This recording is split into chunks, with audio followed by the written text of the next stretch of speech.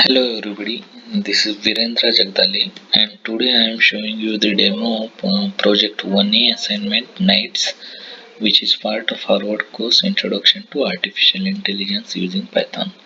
This is the famous logical puzzle Knights and Knave, and we are representing the puzzle using propositional logic, and basically we are using model checking algorithm to solve this puzzle. So let's start with running the puzzle.py, and here we are getting the results. So if we see the puzzle 0 is where A says I am both knights and knave, and by looking at this puzzle itself we can figure out that A is lying, so he is actually knave, and we are getting the same output from our program.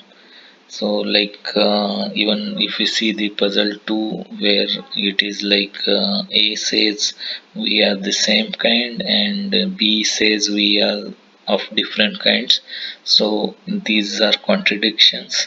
If A is knight, then B should also be knight, and if he is knight, then this sentence itself is contradiction. So based on that, our program is returning this result: A is new and B is knights, which is also correct.